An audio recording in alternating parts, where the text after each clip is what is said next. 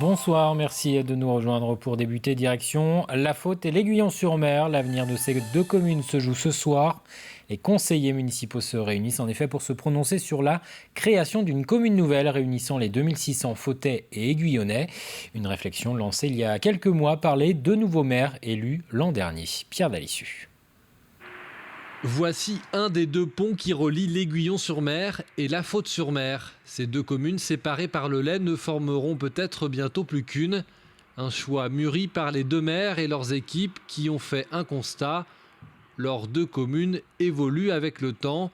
Une évolution qui ne s'opérera bien, selon eux, que si elles fusionnent. L'objectif principal n'est pas celui de faire des économies, même si c'est ce qui va se passer. C'est surtout de pouvoir faire en sorte de trouver les outils qui vont nous permettre d'avoir du financier, qui nous permettra demain d'apporter, justement, comme je vous le disais tout à l'heure, des services à la population nouveau, puisque la population vieillit, parce qu'on a une population aussi qui vient, qui est nouvelle, qui est plus jeune. Donc on a forcément à répondre à beaucoup plus d'objectifs demain que ceux qu'on connaît aujourd'hui. D'un côté, La Faute-sur-Mer, station balnéaire, de l'autre, l'Aiguillon-sur-Mer, touristique également, mais plus dynamique économiquement, notamment avec son port de pêche. Deux communes qui, pour les deux maires actuels, se complètent très bien pour ne former qu'une. C'est bénéfique pour les deux parties parce qu'on est vraiment complémentaires, c'est-à-dire que ce qu'a l'une n'a pas l'autre. On a ce côté sauvage, notre pointe de l'Aiguillon, qui restera effectivement tel qu'il est parce que très protégé, vous l'avez bien compris. Et donc on n'a pas ces belles plages qu'à La Faute-sur-Mer. On a quelques belles plages effectivement, mais qui sont relativement petites. Donc effectivement que ces communes complémentaires méritent vraiment de fusionner pour faire une seule commune et ça sera bénéfique pour l'ensemble de la population. Les habitants rencontrés voient cette fusion d'un bon œil. Une suite logique pour beaucoup, avec tout de même un point de vigilance, le choix du nom de la commune nouvelle. Ce serait intéressant. Après, pour trouver un nom pour donner pour mettre la même commune, j'ai pas d'idée. Il va falloir trouver un nom quand même qui est avec une consonance un peu des deux mêmes communes, parce que les gens qui étaient habitués à venir à La Faute, ils vont plus retrouver le nom de La Faute peut-être. Ça fait longtemps que ça aurait dû être fait à mon avis. Déjà la plupart des jeux sont communs, les fêtes sont communes. Non, il n'y a pas de problème, il faut que ça soit fait. Les conseils municipaux des deux communes sont invités à se prononcer pour ou contre cette fusion ce mardi soir. Si le oui l'emporte, la commune nouvelle devrait voir le jour en janvier 2022. 125 militaires et 16 policiers supplémentaires déployés en Vendée jusqu'à la fin août. Il s'agit de renforcer la sécurité pour la période estivale. Dans ce contingent de forces de l'ordre, des gendarmes, des CRS nageurs sauveteurs pour surveiller les plages ou encore des gardes républicains qui patrouilleront à cheval. Des militaires de la force Sentinelle seront aussi mobilisés. De son côté, le conseil municipal des Sables-d'Olonne exige dans une motion votée hier davantage de policiers pour faire face à une montée de violence. Pour le deuxième week-end consécutif, des heurts ont éclaté dimanche sur le Remblai entre jeunes et forces de l'ordre. Au chapitre santé, ce chiffre, 15% des Vendéens vivent dans une zone sous-dotée en médecins.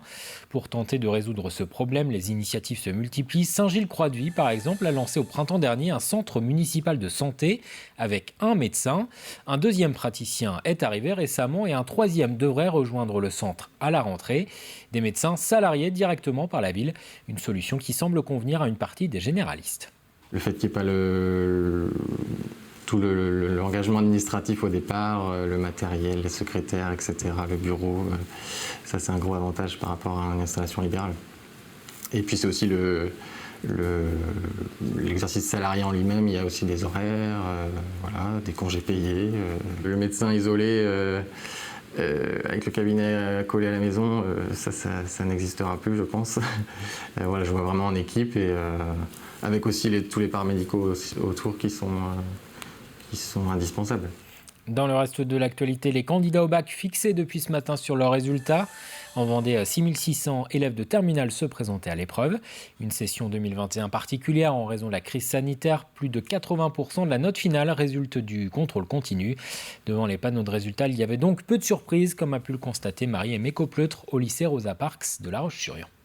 J'arrive au lycée, j'allais voir mes résultats du bac pour voir si je l'avais ou pas et c'est une réussite, du coup je suis contente, avec mention assez bien. Pour avoir le bac, ça c'était acquis depuis un peu de temps parce que vu que c'était en contrôle continu, on le savait un peu à l'avance.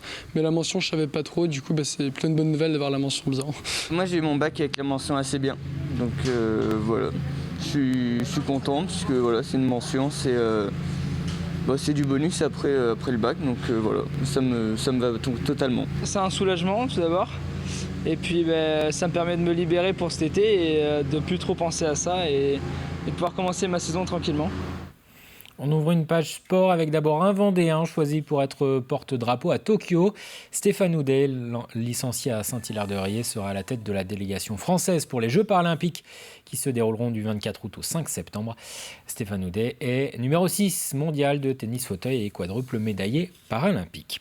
Et puis le Vendée Gloss Event vient de se tenir à Saint-Jean-de-Mont. C'était la 5e édition de l'événement qui vise à faire découvrir au grand public une grande variété de disciplines praticables sur l'eau.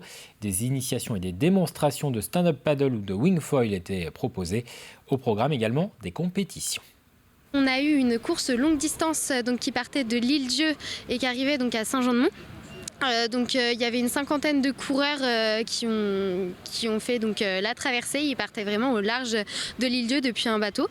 Donc la course s'est plutôt bien passée. Donc le vainqueur c'est Titouan Puyot qui vient de Nouvelle-Calédonie qui a gagné. Donc c'est pas la première fois qu'il gagne le Vendée Gloss Event. Dans les 5 éditions il l'a déjà gagné 3 ou 4 fois il me semble.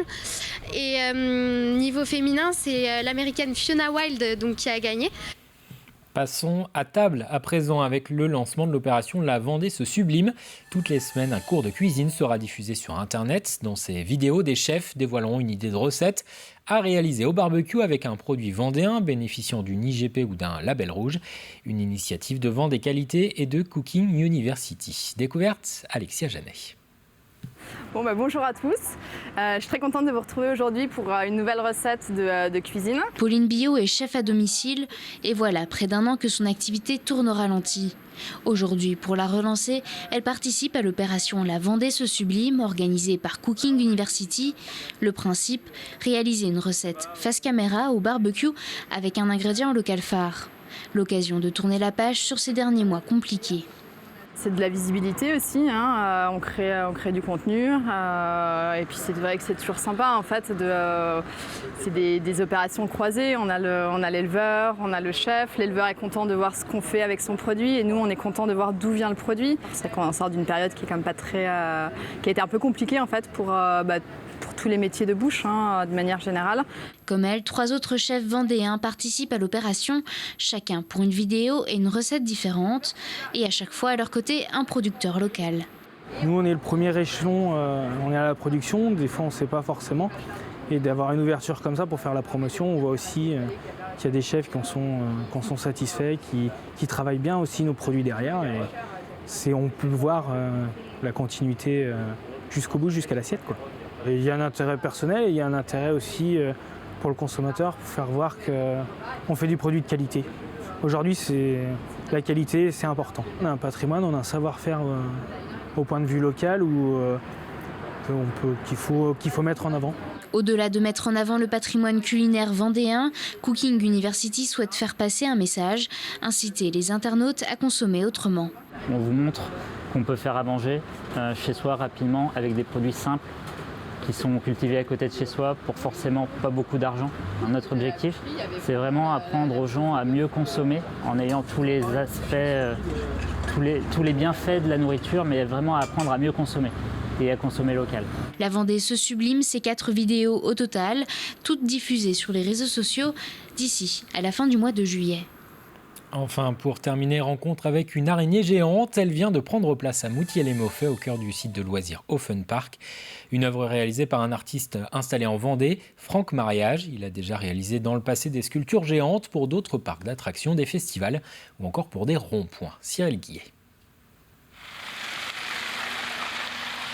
C'est un convoi peu ordinaire qui a emprunté les allées de ce parc. À quelques jours de l'ouverture, Franck Mariage livre sa dernière création. Un challenge pour cet artiste a commencé par le transport. Jusqu'à présent, c'était venir jusqu'ici. La prochaine étape, ça va être de fixer les pattes Et puis une fois que les 2 pattes avant seront mises, le reste ça ira tout seul. Hop, c'est parti. Avec l'appui des salariés du parc, cette veuve noire de 3,50 m de haut, composée de métal et de résine, est dans un premier temps descendue de son plateau pour être ensuite assemblée. Ok. En fait, j'ai tout en pièces détachées pour le transport, pour éviter de casser donc les dents, les antennes qui vont se mettre. Et on fera tout, on mettra tout à la fin pour éviter d'abîmer quelque chose. La partie la plus délicate reste l'installation des pattes, une étape cruciale quelque peu perturbée par la pluie qui s'est invitée pendant leur montage. Les pattes arrière étaient fixées, comme on a pu le voir à l'arrivée. J'ai une hauteur dans mon atelier qui ne me permet pas de la monter entièrement. Elle n'aurait pas passé la porte, il aurait fallu que je casse mon atelier si je voulais l'amener à monter. Et oui, j'ai toujours des challenges, des pièces de plus en plus grandes, donc un jour, il va me falloir un atelier beaucoup plus grand. Commandée par les propriétaires d'Offen Park, cette araignée XXL a trouvé sa place non loin de cette maison hantée. Tout est parti en fait de cet hiver où on a eu l'idée de recustomiser un peu notre mini-golf qui commençait à être un peu vieillissant. Il avait effectivement 10 ans. Nous nous sommes inspirés des mini-golf à l'américaine et on a choisi un thème qui nous paraissait opportun, qui est le thème de la terreur et de l'horreur. Un mini-golf avec des parcours plus longs, agrémentés d'animations et d'effets spéciaux. Quand on vient sur Offen Park, généralement on vient pour l'acrobranche principalement et pour le water jump, pas forcément pour le mini-golf. Le but était d'attirer aussi une autre clientèle grâce à ces structures géantes que nous on n'était pas capable de faire en interne. Cette veuve noire est désormais en place et elle aussi réserve quelques surprises à ses visiteurs. C'est la fin de cette édition. Très bonne soirée sur TV Vente.